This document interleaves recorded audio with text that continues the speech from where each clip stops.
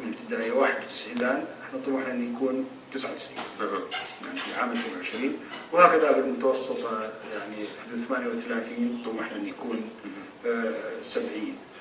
هذا صحيح لأن هو يعني الطالب يعيش ضمن المجتمع، والمجتمع يلقي ظلاله على الطالب. احنا في لجنة التربية العام يعني ساعدنا مقترح، والمقترح حقيقة يعني ما مشى. على الأقل هذا المقترح يعالج الواقع الحالي. يعني اليوم الطالب تعرف تغذية مدرسية ماكو، وبيئة مدرسية غير موجودة، وبالتالي ماكو شيء يعني خاصة في المناطق الريفية التي يعني لا تحضر لهم الصورة كاملة والمشهد كامل. اقترحنا أن يكون هناك دعم مالي على الأقل في المرحلة الحالية للتلاميذ، وأن يكون 30,000 يعني لكل طالب ابتدائي، ويربط هذا بالمستوى العلمي ويربط بالنجاح ويربط بالرسوب. وانعكاس آخر هو أيضا يكافح لنا التسرب ويرفع عنا من مستوى التسرب. يعني الآن عدد كبير من المدارس سيد عادل يعني تعاني من دوام مزدوج، والشعب الابتدائي الصفوف الابتدائية فيها 60 إلى 80 طالب. هذه هي، هل أخذت استراتيجية بنظر اعتبار يعني الكثافات السكانية في المناطق، مستوى جودة المدارس الموجودة؟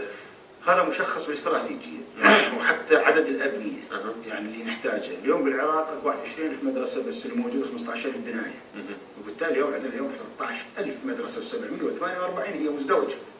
ومن نقول مزدوجة يعني الطالب لا يحصل على عدد ساعات كافية باليوم وبالتالي بالسنة. اليوم عندنا مشكلة يعني بالسنة يجب أن يحصل الطالب على الحد الأدنى من الساعات الدراسية اللي هي من 850 إلى 1000. اليوم كذا نقص، احنا ما وصلنا هذا، وهي مسؤولية نتحملها جميعا. أنا اليوم كنت باللجنة المالية يعني وطرحت هذا السؤال نفسه، يعني ما لم تكن هناك سياقات أخرى غير الموازنة الاعتيادية. الموازنة الاعتيادية ما يعني السنة مثل موازنة وزارة التربية زادت عن العام بالبناء 100%، لكن ما تقدم. يعني الآن العام كان 400، السنة سوى 800 مليار، بس 800 تعطيني لك 700 مدرسة. الآن اليوم محتاج 7,000. لما لم تستعينوا يعني بمنظمات عالمية كما قال الدكتور يعني بقروض طويلة الأمد؟ يعني هذا احنا اقترحناه يعني بين دفعات وبين قروض، لكن حقيقة يعني ما مشى هذا الموضوع، ولذلك احنا عاودنا طرحه على اللجنة المالية.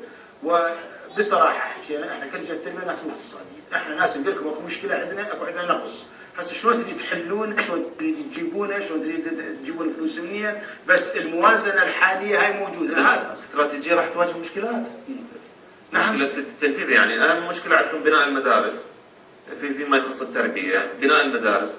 يعني هاي 10% فلوسكم يلا في المدارس. أنا أقول لك يعني المدارس هو التحدي الأكبر، لأن احنا نبدي منها، نبدي من صف يعني حتى تتفاعل عناصر العملية التربوية اللي هي الطالب المدرس المنهج وين يتفاعل، غير مكان اسمه صف.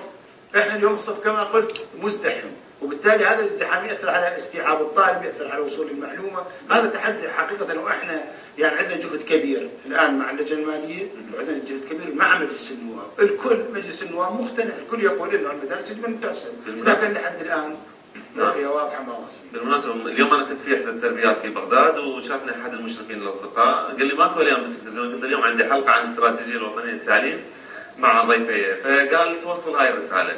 كانت مشكلة على المدارس الأطراف في بغداد، وبس ما يقبل يروح يداوم ونقل والواسطات، فقال أقترح أنا تقول الأستاذ عادل أن يبنون مجمعات سكنية للمعلمين في الأطراف، في أطراف بغداد، راح نحل هاي المشكلة. هل تدخل هاي القضية ممكن تدخل باستراتيجية مثلا؟ لا يعني هو الاهتمام بالكادر التربوي والتعليمي هذا موجود، يعني لابد ان يكون هناك دعم للكادر التربوي والتعليمي. احنا العام يعني كانت تكفد التفاته بسيطه في قانون وزاره التربيه، وكنت دعمنا مخصصات معينه، واضفنا على هذا المخصصات انه مو شملنا بس المعلم والمدرس، وانما شملنا حتى الاداريين، لان كانت فكره سائده ان فقط المعلم والمدرس يستحق المخصصات. احنا نعتقد العمليه ترى منظومه كامله، ولذلك دعمنا. وهذا حقيقه بما فيها قطع الاراضي مطروح علينا، يعني نسعى الى هذا حقيقه، لكن يعني شلون مدى تحقيقنا للموضوع هو حقيقه لا زال. شكرا استاذ. دكتور العجيلي،